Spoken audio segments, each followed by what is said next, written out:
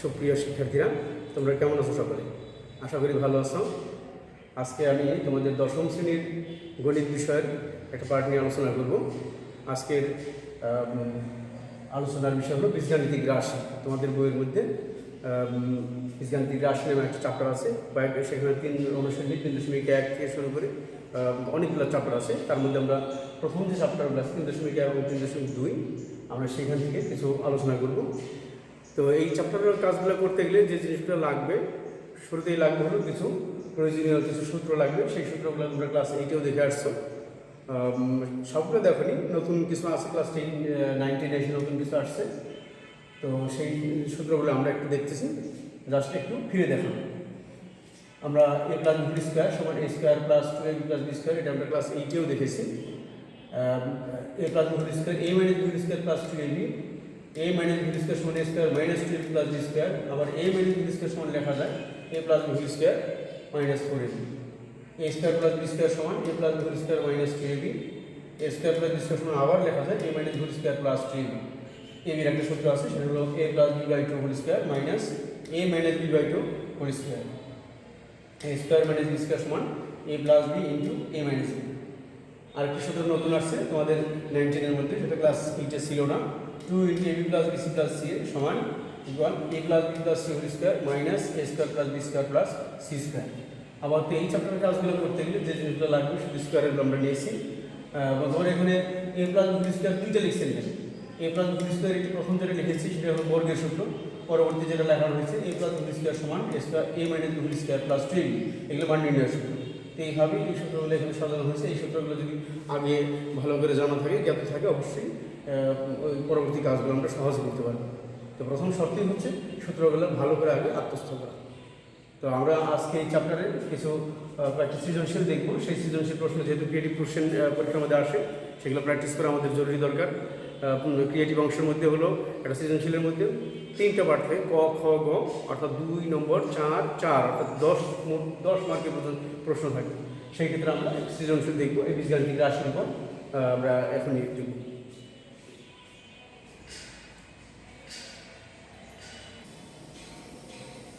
তাহলে সুপ্রিয় শিক্ষার্থীরা, আমরা এতক্ষণ যে ইসের কথা বললাম, সূত্রগুলোর কথা বললাম, সেই সূত্রগুলো অবশ্যই আমাদের এই চ্যাপ্টার অঙ্কগুলো করতে গেলে, সমস্যাগুলো করতে গেলে অবশ্যই লাগবে। সূত্রগুলো একটা এক নজরে ভালো করে দেখে নেবে, নিজ নিজ খাতা সাথে রেখে, খাতার মধ্যে প্রয়োজনে এগুলো রিপিট করে হলেও দেখে এক নজর সুন্দর করে সাজিয়ে নেবে।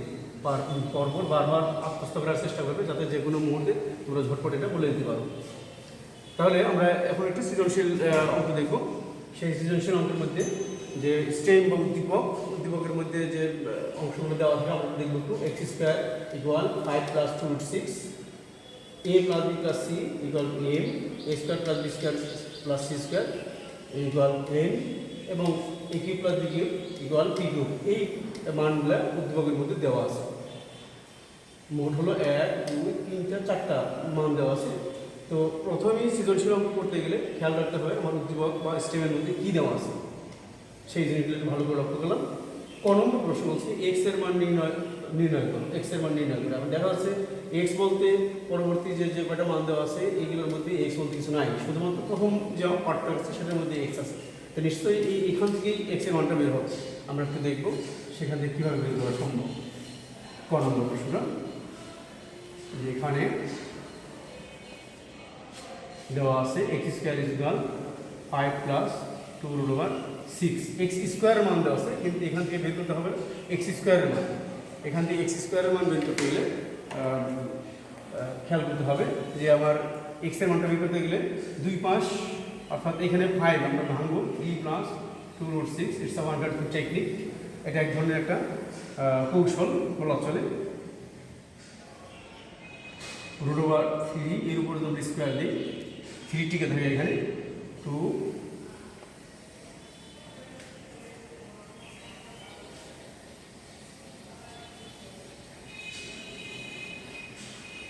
তাহলে দেখা যাচ্ছে এক্স স্কোয়ার সমান √3 প্লাস √2 হোল স্কোয়ার।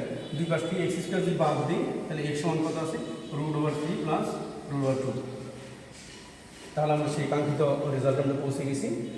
বলা হয়েছিল এক্স এর মান নির্ণয় করো, সেই ক্ষেত্রে আমরা এক্স স্কোয়ার সমান 5 + 2 √ 6, 5কে আমরা ভেঙেছি 3 + 2 অর্থাৎ 3 এবং 2 যদি আমরা যোগ করি তাহলে 5 হয়ে গেল। আমরা এই লাইন এসে এখানে কোনো কিছু বেশি লিখিনি, জাস্ট একটু পুনর্বিন্যাস করা হয়েছে।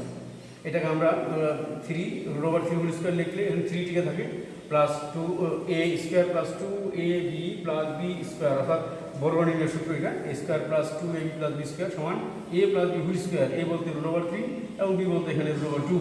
তাহলে দেখা যাচ্ছে এই পাশে বাম পাশে ছিল স্কোয়ার, ডান পাশে স্কোয়ার, দুই পাশ থেকে বর্গমূল করি তাহলে x এর মান এখানে দিয়ে থাকে হলো √3 + √2 এবং এটাই হলো উত্তর। তাহলে আনসারটা আমরা লিখতে পারি x সমান √3 + √2। তাহলে আমরা এবার খ নম্বর প্রশ্নটা দিয়ে একটু তাকাবো।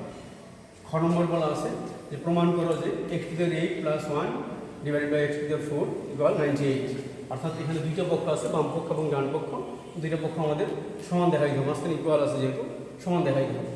এখন এখানে একটু খেয়াল করি আমরা, বাম পাশে যে আছে x⁸ + x⁴ এবং 4, x⁸ বলতে এখানে কিছু নাই, আমরা যদি ভাঙি x⁸কে x⁴ দ্বারা ভাগ করি 4 টিকে থাকবে, অর্থাৎ আমরা ক নম্বরে যে মানটা পেয়েছি সেই মানটা আমরা এখানে রাখবো। ক হতে পাই আমরা x এর মানটা পেয়েছিলাম, এখানে বুঝে ফেলাইছি √3 + √2। এখানে লেফট সাইড এবং রাইট সাইডকে প্রমাণ করতে চাই, বিশেষ করে লেফট সাইডের মধ্যে আমরা হিসাব নিকাশ করতে গেলে কোনো এক সময় 1/x আমার আসবে এখানে, কিন্তু আমার দেখা যাচ্ছে x এর মান দেওয়া আছে কিন্তু 1/x এর মান দেওয়া নাই, কাছে এখান থেকে আমাদের 1/x এর মানটা বের করে নেব। সুতরাং 1/x = this is 1, নিচে x এর মানটা বসিয়ে দিই। রোডওভারের ক্ষেত্রে এরকম হর এবং লবের মধ্যে যদি থাকে তাহলে নিচের যে রাশিটা থাকে সেই রাশির বিপরীত রাশিটা হর এবং লবকে গুণ করতে হয়, অর্থাৎ 1 নিচে হলো √3 + 2, এটা আমার আগেই ছিল, গুণ করবো আমরা কি দিয়ে, নিচে √3 + √2 আছে, এইটারই বিপরীত রাশি অর্থাৎ √3 - √2, হর এবং লবকে আমরা গুণ করবো। যদি মাইনাস থাকতো আমরা ওইটারই প্লাস দ্বারা গুণ করতাম। ভালো করে খেয়াল করবো, 1 দিয়ে গুণ করলে অর্থাৎ যা আছে তাই থাকবে এখানে। নিচে a + b * a - b একটা সূত্র পড়েছে এখানে, অর্থাৎ a² - b স্কোয়ার। আমরা যদি এদিকে ডান দিকে যাই তার মানে √3 - √2 নিচে 3 - 2 সমান √3 - √2। সুতরাং দিস ইজ 1/x = √3 - √2। একটা বিষয় খেয়াল রাখবে এই ধরনের অঙ্কের ক্ষেত্রে, অর্থাৎ x এর মান যদি √3 + √2, অর্থাৎ এই ধরনের রোডওভারের ক্ষেত্রে x এর মান যদি প্লাস চিহ্ন থাকে 1/x আমরা যখন বের করবো অবশ্যই এইটারই বিপরীত রাশি অর্থাৎ মাইনাসের মানটা বের হতো। যদি এখানে মাইনাস থাকতো তাহলে এখানে আমাদের প্লাস চিহ্ন সহকারে যে রাশিটা সেটা বের হতো, এই জিনিসটা মাথায় রাখবে। তা আমরা দেখলাম x এর মান দেওয়া ছিল, 1/x এর মান আমরা বের করে নিলাম। এখন আমরা পরবর্তী স্টেপে চলে যাব। তাহলে শিক্ষার্থীরা একটু খেয়াল করো, আমার সাথে দেখো এখানে প্রমাণ করো যে x⁸ + 1 নিচে ডিভাইডেড বাই x⁴ = 98, এটা আমাদের প্রমাণ করতে হবে। আমরা লেফট সাইড লিখেছি x⁸ + 1 ডিভাইডেড বাই x⁴, এটা ভাগ চিহ্ন অর্থাৎ ভাগ করা বোঝায়। আমরা x⁸ কে যদি আমরা x⁴ দ্বারা ভাগ করি আমরা এখান থেকে থাকবে x⁴ + 1/x⁴।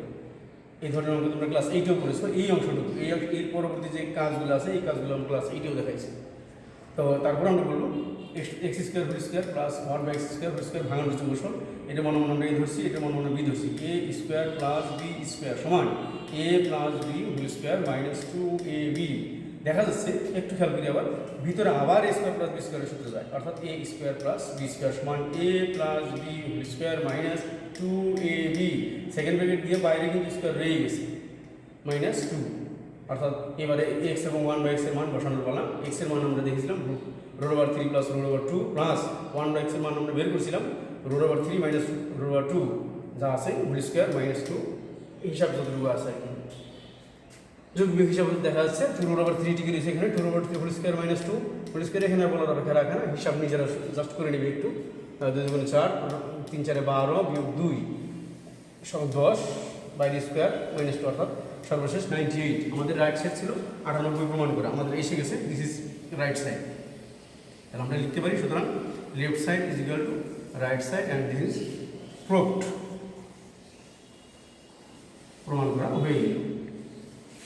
আমরা সৃজনশীলের মধ্যে 3টা অংশের কথা বলছিলাম। প্রথমত ক খ গ। ক নম্বরে x এর মান নির্ণয় করো, সেখানে মার্কস বরাদ্দ হলো 2।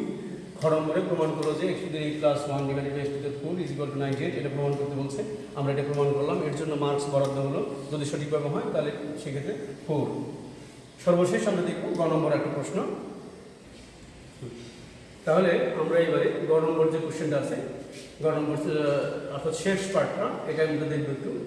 যদি c=0 হয় তাহলে প্রমাণ করো যে m³ + 2pq = 3mn, এটা আমাদের প্রমাণ করতে হবে। c=0 এটা কোথায় বসাবো? দেখা যাচ্ছে আমাদের যে উদ্দীপক ছিল সেই উদ্দীপকের মধ্যে প্রথম অংশটা বাদে, এটা বাদে পরবর্তী যে 3টা অংশগুলো আছে a + b + c = m, a² + b² + c² = n, এই যে মানগুলো এখানে সির ব্যবহারটা রয়ে গেছে। কাজে এখানে যেহেতু সির মান 0 বলা, আমরা ওই মানগুলো সির মানটা 0 ওখানে বসিয়ে দিই। a + b + c = m, a + b + সির মান 0 = m, সুতরাং a + b = m। আমরা a + b মান পেয়ে গেলাম m। আবার a² + b² + c² = n দেওয়া আছে, এখানে আমরা তাই a² + b² + c² = n, অর্থাৎ সির মান 0 বসিয়ে দিয়েছি, সুতরাং a² + b² = n আমরা পেয়ে গেছি। আরেকটা মান রয়ে গেছে a³ + b³ = p³। এই ক্ষেত্রে c নাই, কাজে অপরিবর্তিত অবস্থা রয়ে গেল। আমাদের এখানে আর কোনো কাজ নাই, সরাসরি এখন চলে যাব আমরা সেই প্রমাণের মধ্যে, অর্থাৎ লেফট সাইডের মধ্যে কি দেওয়া আছে m³ + 2p³, এটা আমরা লিখলাম। m হোয়াট ইজ m বলতে দেখা যাচ্ছে কি a + b মানে m আর m এর মানে a + b সেম, অর্থাৎ m কে সরাই দিয়ে আমরা লিখলাম হলো a + b³ + 2p³ এর মান স্পষ্টই দেখা যাচ্ছে, মানে মধ্যে a³ + b³ = p³, অর্থাৎ p³ সরিয়ে দিয়ে লিখলাম a³ + b³। তাহলে ঘন নির্ণয় সূত্র a³ + 3a² b + 3ab² + b³। প্রতি পদে পদে আমাদের সূত্রের ব্যবহারগুলো আছে, কাজে সূত্রগুলো একটু ভালো করে আত্মস্থ করবে, তাহলে এগুলোর কোনো সমস্যা হবে না।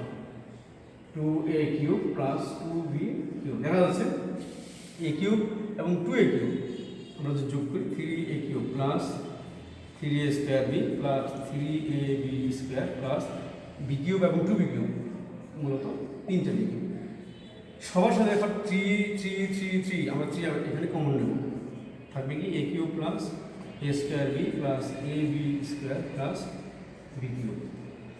আর একটু ভালো করে খেয়াল করবো যে জোড়ায় যদি কমন নিই, আমরা a² এখানে কমন যায়, তাকে হলো a + b প্লাস এখানে যদি b² কমন নিই তাহলে a + b। জোড়ায় কমন নিলে কন্ডিশন হলো ভিতরেগুলো অবশ্যই মিলতে হবে।